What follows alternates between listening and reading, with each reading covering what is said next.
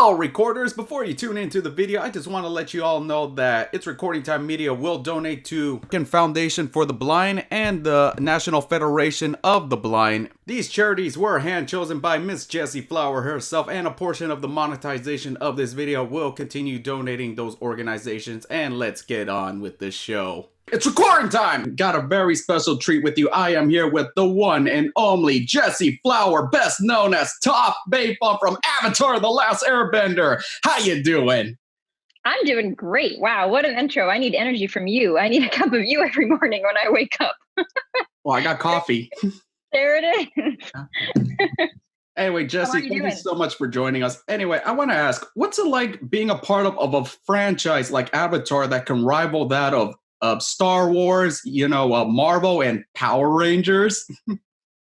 It's pretty wild. I'd say, first of all, that it's definitely a blessing. One doesn't necessarily get to be a part of something that ends up being loved and consumed by so many, and something that also comes back. And it seems like we'll have, an afterlife for long, long after we finish recording. So it's a little surreal, especially that it's, 2020 and it seems to be having a rebirth of sorts. But I'm definitely just super, super grateful. That's for sure. Well, one time is I felt like, Avatar came back at the right time because I told my subscribers how it's been helping them during quarantine. Some of them said it calms them down whenever they feel like they're having a panic attack. And I'm pretty sure they would like to thank all y'all if they ever get a chance to. Well, thank you for watching. And I know it's definitely helped me in moments where I've been freaking out or just need a moment of, I don't know, kind of grounded realism in unrealistic, a different world, but something that's not completely disconnected from real life. I think it's very fitting that it's getting its kind of second life during quarantine. There are lots and lots of relatable episodes and characters and moments and conflicts, and lots of people have been highlighting those all across, Reddit and Twitter and Facebook. There are all sorts of memes and no war in Ba Sing Se, just all sorts of references being made. So yes, definitely honestly, couldn't think of a more perfect time for it to come back. Mm-hmm. Anyway, here's a question I wanted to ask you and Jack at SAC Anime, but I didn't get a chance to. To your knowledge, was Nickelodeon ever hesitant to let you guys go dark or do all these mature storytelling? Because I tell you, the moment where Azula almost killed Aang, it traumatized me as a kid. Yeah, no, I think they just really knew the importance of being honest. I think a lot of kids shows try to either cover up darker content or try to, shroud it in some sort of metaphor.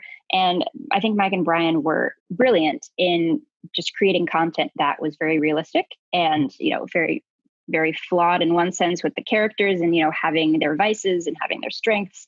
And they never tried to shield any of that. They weren't like, oh, here's this episode, just warning you, this is going to happen. It was just very much yeah, Azula's evil. She's going to try to do anything to stay on top. And that falls right in line with, her agenda. So they were never, I don't know, they never acted like anything was too mature or too scary. And so I think in turn, the actors never were scared or never felt like they were dealing with something that was oh my goodness, this is so overwhelming, which, that's kind of up to them. They set the tone.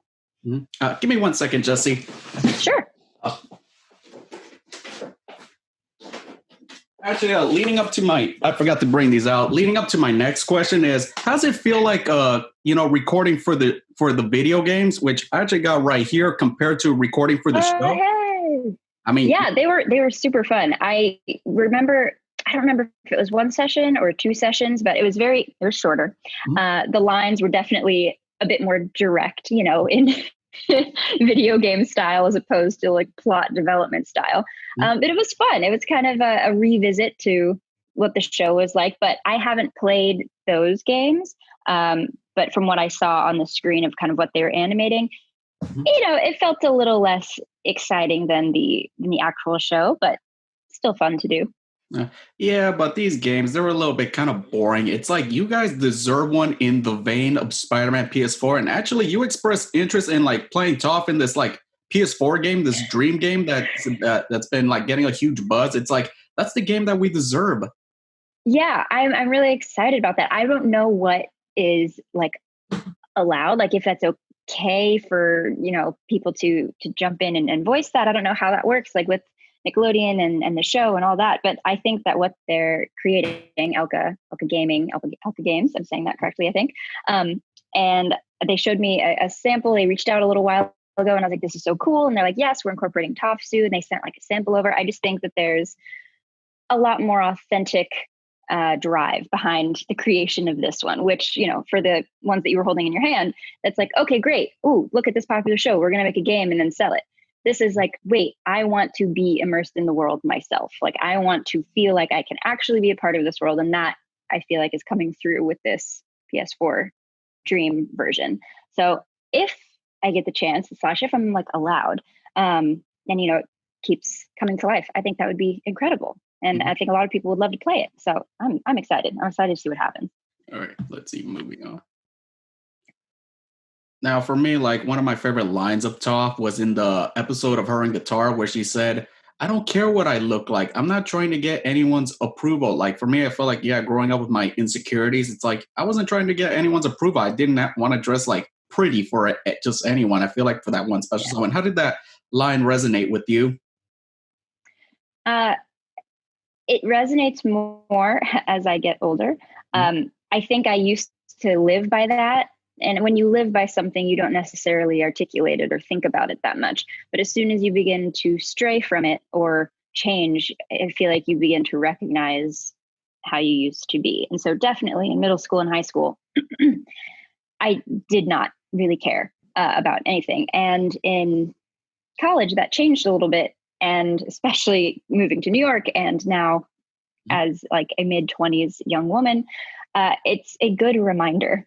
And I think at the end of the day, I very much resonate with that line, and that's how I feel. And I have to kind of remember that in moments where I start to get caught up in like trivial trends or people who don't like the way my hair looks or something that's just so shallow and has nothing to do with what I've done or who I actually am.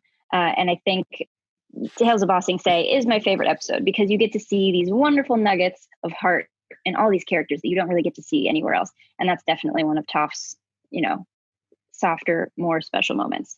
So I love it. I love that line. Yeah. And also with the show being, ever since it came back to Netflix, I've noticed you gotten a major like social media boost. How's it feel that now fans are trying to connect with y'all more than ever? It's great. Definitely great. Funnily enough, I say this that, I don't know if people want to still talk about Avatar. It was so long ago, and I don't want to necessarily bring it up because I feel like people might just get annoyed. So this is definitely a great kind of reminder that no, it's very much still alive. People still want to talk about it, be involved in the fandom, be involved with, what's possibly happening in the future with the live action on Netflix. Who knows what's going on?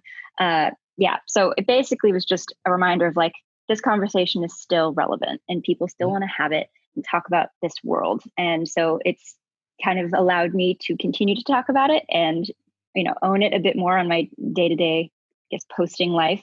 So it's been great. And also some good news is that The Legend of Korra will be back on Netflix in a couple of weeks. It's like, how familiar are you with how old Toph or how Toph is, appearance in the show? Like, what do you know? So I've only watched full episodes, the first 8 or 9, I believe. I've seen scenes of middle-aged and older Toph, and I voiced my own daughter, Su Yin, in one of the episodes. So I have smatterings of Toph's appearance, but I have not watched her full presence in the episodes yet. So I'm very, very excited for August 14th, when Legend of Korra is finally out on Netflix, because then I can binge that.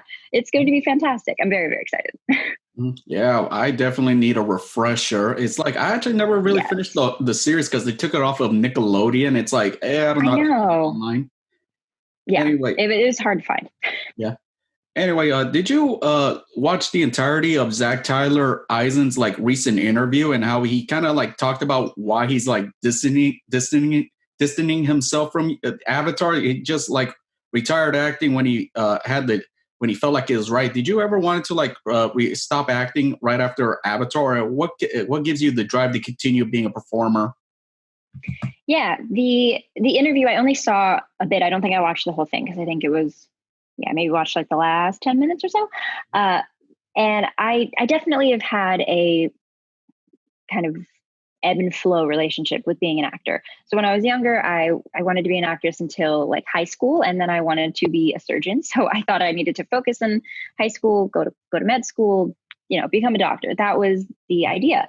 And in college, I just needed to keep performing and needed to keep being in creative spaces to be happy and to feel like I was a person.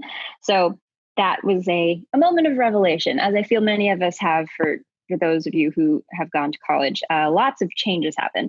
So when I got to New York, it's been just this constant trying to find the balance, right? Of am I a performer? Am I a writer? Am I a director? Am I a singer? Am I an actor? Like, who am I today? What are my strengths? What do I love?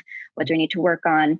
And, who's listening, basically. So I definitely have had many a moment where I'm like, is this for me? And then I don't, I consider taking it out of my life, and I'm like, I don't think I like that life. I think I'm going to miss it too much. And so I usually come immediately back if I ever like stray. Mm-hmm. Yeah, I get what you mean on that. Like when I was in college, yeah, I thought I was going to go into film. I thought I'd be in LA right now, but now I've become this very popular press guy at Comic Cons, this podcaster. Otherwise, I wouldn't be here talking to you today. And thank you very much for joining me. Of course. Anyway, I'm a writer. You're a writer. It's like I went to dip that you want to be a screenwriter or a playwright. It's like, what kind of stories do you want to tell? Yeah, I definitely resonated more with screenwriting in college. And I think that's just because I hadn't found my style of writing when it comes to plays yet necessarily. In general, I like to very much focus on the day to day. I think a lot of time, too many people, including myself, are either stuck in the future, in the past, what could be, what should have been, when there's so much in just 1 minute, in one day. So I like to focus on kind of coming of age, very autobiographical. And that's not my only thing. I like to expand and write other things, but I find my natural style is usually that. I'm actually in Vermont right now and working on a couple of short films with friends. And mine is, very much just about summer and friends kind of making the decision to stay home or to leave and what the next step holds for them. And it's just a very raw moment. It's just like a personal reflection that you can't, have anybody else tell you. So yeah, that's kind of my writing style. It might change, who knows? But right now that's where I'm at. Mm-hmm. Also, when you were filming, you weren't exactly say filming professionally. I keep hearing what's going to happen with the future of Hollywood, how are actors going to act now because of the pandemic? It seems like people can only do projects if they're the characters are all wearing masks. Have you done that or not yet? Interesting. No, I have not. I have, have lots of different articles and stories that I've heard from, various people. But I think a popular notion right now is that for union gigs, either you need to, check your temperature and, quarantine with the cast for 2 weeks if it's a big project. If it's smaller, I think it's make sure that you don't have symptoms, a week leading up to, they check in every day. I think they're still kind of hammering out the details when it comes to smaller union projects, but I don't think characters wearing mask is a thing that has to happen. Live performances, that's where it gets a little tricky for theater, because they're doing Godspell in the Berkshires. That's the first union show that's kind of being done, and they're all wearing masks. So for live theater, that might be the case for the near distant future. I'm not sure how long that will happen, but that seems to be more present for live performance right now as opposed to filming on set. Well, it's much easier for voice actors. You can do it at home. Yes, indeed. Anyway, I want to move on now to Avatar cosplay questions. Let's finally address something about Toph's little headband thing. The puffballs, are they Are they ornaments or are they just made out of like puffballs or bells? Like, what are they made out of? That's a great question. Definitely not bells, because I think, first of all, if she's blind, all of her other senses are going to be heightened. That would drive her up a wall. So they're definitely not sound emitting articles. I think based off of just her headbands and like her dress from home, I feel like she probably gathered to make her blind bandit outfit. She probably got fabric from around the house. So I'm assuming that those little things, maybe, call me crazy, but maybe they were from like makeup. Like maybe they're from like her mom's like makeup drawer or something, and they used to be like powder things for like her face, and she like made them into like a headdress. I just feel like she was very resourceful, and who knows, maybe they had like a designer for the family and she just found them as like silk puffs that were part of like something in a basket, and she's like, oh, these feel nice. And so honestly probably how she built everything. She's like, is it comfortable and does it feel nice? She's like, oh, this is nice, I'll like put these on, because I think she has a bit of style in there. She's definitely a tomboy in one sense, but she knows how to dress up. So I think she had a lot of fun, and I think she did put that together, because she wouldn't wear that around the house. No. So those are my two ideas of what those little poofs are. So during your time in the convention circuit, what are some like memorable Avatar cosplays you've seen? Like for me, like when I was going to one of my first anime conventions, I saw like this big group of this group dressed as Team Avatar in their Fire Nation outfits, and I was like just blown away, and it like showed me like the potential of what cosplay could do. So what are some memorable ones for you? I've spoken about this one a couple times, but when I went to my first San Diego Comic-Con in 2014, there was a fantastic Sokka cosplay. He had the exact same hairstyle. He had a very similar facial features. And so it was very realistic cosplay, and his outfit was very well done. Boomerang was spot on. And he even had a voice that was very close to Jack Senna's. And I was like, oh my goodness, I think I've met a real life Sokka. And he was fun because we kept running into each other around the convention the rest of the day. And I was actually dressed as Toph in her Fire Nation outfit. So that was a fun little interaction. He was great. And I've only met really one kind of team Avatar, but they also had Ty Lee May and Azula tied in there. And I've only met one like group. And I can't remember. I think it was in South Bend, Indiana, I believe. At a convention there. And other than that, I've seen like little strays of an Aang here or there, or a Ty Lee, just like flowing through. But I want to see more teams, because I think you're right. There's such like a power in seeing the whole clan together, and it just I want to see more of it.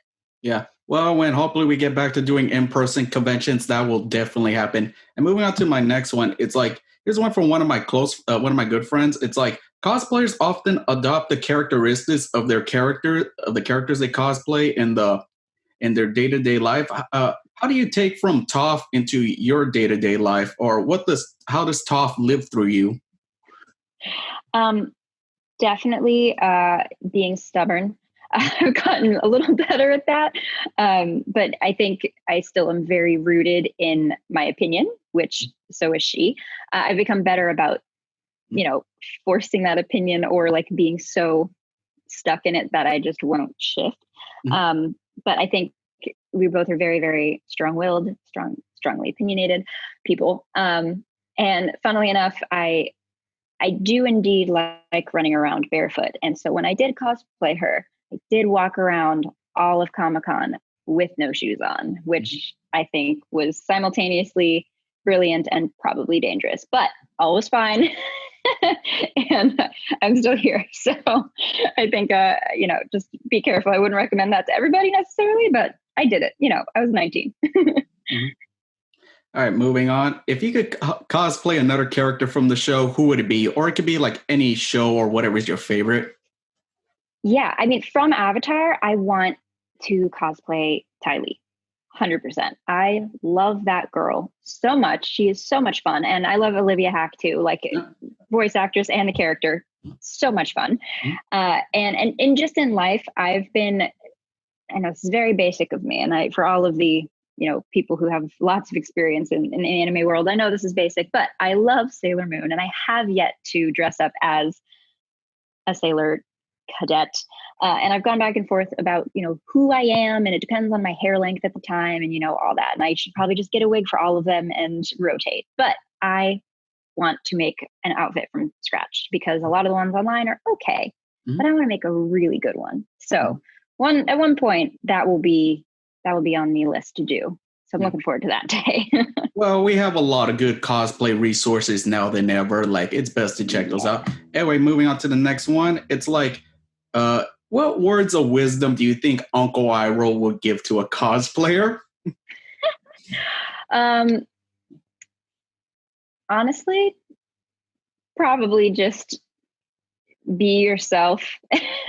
And anytime you think you maybe shouldn't, or you're not sure if you should do something, just go ahead and do it and make it work for yourself. I know that there have been a couple, in light of recent events, a couple of Black cosplayers who have reached out and been like, I cosplayed Toph, and lots of people, gave me hate because they were like, Toph isn't Black and whatever. And then they sent me photos and they looked fantastic. And so I think just keep living your truth and seeing different faces and different shapes and different sizes in cosplay will be only good, even though it might be a little tricky because some people are not used to seeing it that way.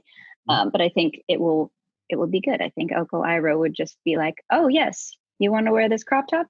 Good. You want to play this character who has like flaming red hair and yours is black? Good. Just keep being yourself.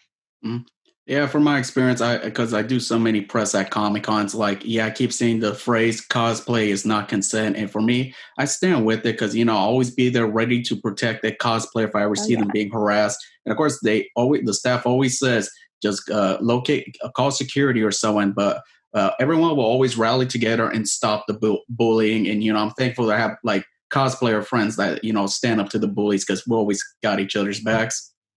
Yeah, 100%. There is, yes, such a sense of community at these conventions. I mean, there of course always need to be safe, be careful, have at least one buddy, hopefully a group of people with you all the time. But I think for the most part, people are going to have your back, which is great. All right, and our final questions. These are from my subscribers. The first one is, how do you feel about the upcoming live action Netflix show? And I feel like the Mulan movie, the live action one, kind of gives a vibe to what I felt like the last Airbender should have been like. It just gives the vibe. But of course, now with the better CGI and better resources, it's like I'm pretty sure the series will be done justice, especially with Mike and Brian behind the calling the shots now. Yes, 1,000% Mike and Brian being involved will make this better by like 2,000% already. That alone. And yeah, I'm very excited for the Mulan release. I want to see how they incorporate, the culture and this character into a live action. I feel like it's, like you said, probably the closest thing to the vibes. And I'm going to see what these fight scenes look like. I'm excited. But the definite kind of variable in this is the bending. With Mulan, you've got sword fighting, obviously, and like combat. But I'm really curious to see how they choose to do the bending. I don't know if they're going to have it be like an extension of just the martial arts, if they're going to use green screen, if they're going to put it in after. I'm just curious to see what happens with it. But I'm excited. On board, ready to see what happens. I know I'm not going to be a part of it because they're casting, culturally appropriately to, where this world lives. And I'm just excited to watch. What else? Maybe we can make a vocal cameo as a spirit. Yes, maybe. Maybe I could. Well, because this series is supposed to be like a reimagining of the cartoon, I don't expect it to be the same. Like, who knows? Maybe the first season will just be book one air. Like, I want to see more of the backstory to exactly how the Fire Nation dominated in the first place. Yeah, they definitely have. I mean, people have been asking for, season 4 for ever. And so they have so much leeway to include as much as they want, and people will just eat it up. So maybe they'll do a prequel. Maybe they'll start and I don't know, go 2 seasons beforehand. Maybe you'll get more of Sokka and Katara's backstory. There's so much open. I don't have information. Some people think I do. I do not. All I know is that I've chatted with Mike and Brian briefly last year, and they said yes, we're working on that. And there also are tons of projects that get pitched and are being worked on and are worked on until like very last point. They even film most of it, and it just doesn't happen. There's so many variables, so we might not see it for a couple years. Maybe we'll see it in 1 year. Maybe we won't see it. Maybe it'll be a decade. It's just there's so many moving parts that, and especially with quarantine happening now too, I'm sure that threw a couple of wrenches into the process. It just don't know. I'm just being patient and excited. And another thing is, what was your first impression of Toph, like character description you got when you were reading for her? Dang, she's a badass chick. That was first one, because she's fighting like a 6'5", hulking man. And my first impression was the script from The Blind Bandit, and it was her fight scene with the boulder. That was the audition script. So I was just like, wow, she's just really tough, got this tomboy vibe going on, and she just doesn't care about what people think, and she's gonna own this guy, and she does.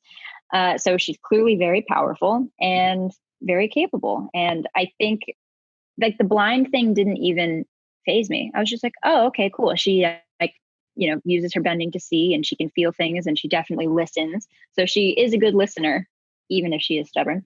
She does hear you. And yeah, I was just like, this is great. Hope I get it. And then here we are. And the final question is, what was your best memory with the cast?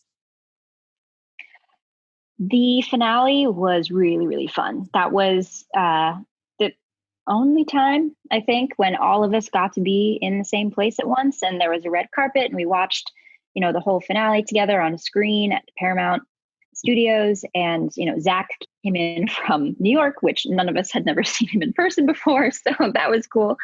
And yeah, we all got to just talk about when we got involved with the show, and who we'd recorded with, and saw all these other people and animators and directors just involved in this process. And there were just so many fantastic people. And it was special. It was just a culmination of all the work that we've done, over the past couple of years, longer for Mike and Brian, many, many years. And it was just such a short and sweet little premiere. And that was definitely highlight with the cast for sure. And that is all we got the time we have. Thank you so much, Jessie, for joining us. And for those of you watching this, I just want you to know that, yeah, sure, I tried to interview you and Jack at SAC Anime in the beginning of the year. Didn't happen. And I just want to say, just because you don't get it the first time, never give up, because now look what happened. I finally got you, and I'm like very thankful for that. And, just always work hard and keep being at your very best. And thank you, Jessie, for joining us. And we are out. Yeah, it's fine. Anyway, for old time's sake, can you give us the good old Melon Lord line? Oh, of course. I am not tough. I am Melon Lord. Anyway,